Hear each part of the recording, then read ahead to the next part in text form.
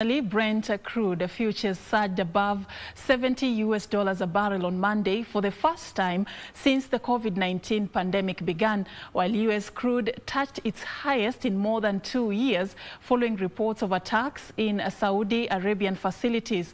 Yemen's Houthi forces fired drones at the Saudi Aramco facility at Ras Tanura, vital to petroleum exports, throwing the global oil industry into a spin.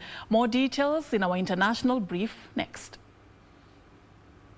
Ras Tanura is the world's largest oil terminal, capable of exporting roughly 6.5 million barrels a day, nearly 7% of oil demand.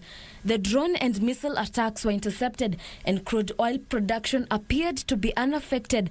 But the latest in a series of assaults claimed by Iran-backed Houthi rebels led oil prices to climb above $70 a barrel.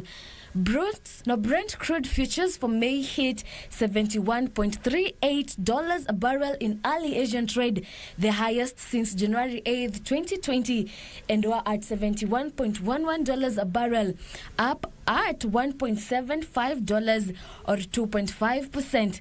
U.S. West Texas Intermediate crude for April rose $1.60 or 2.4% to 67.69.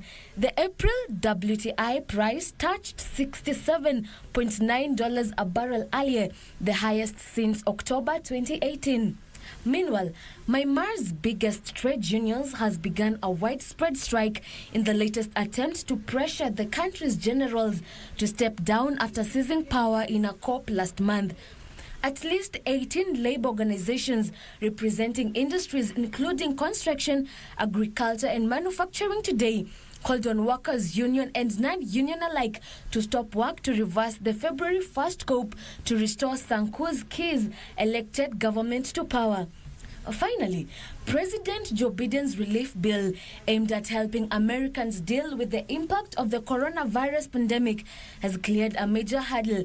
The $1.9 trillion plan was approved in the Senate last Saturday, despite every Republican senator voting against it.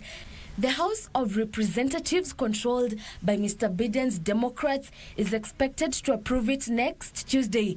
America's worst public health crisis in a century has left nearly 523,000 people dead and 29 million affected, with a current unemployment rate of 6.2%. Finally, BP has told at least 25,000 staff around the world that they will be expected to work from home for 2 days per week after the pandemic, in a permanent shift to flexible working. The oil major told its office-based employees to work from home after COVID-19 hit a year ago, and in recent weeks told them that most will never return to full-time office work. The new hybrid arrangements will apply to more than 6,000 of its staff in Britain, including more than 2,000 in central London. BP said the change formed part of the modernization of the company and that the plans would offer the staff a more flexible, engaging and dynamic way of working. For Channel 1 News, I'm Wangare Washuri.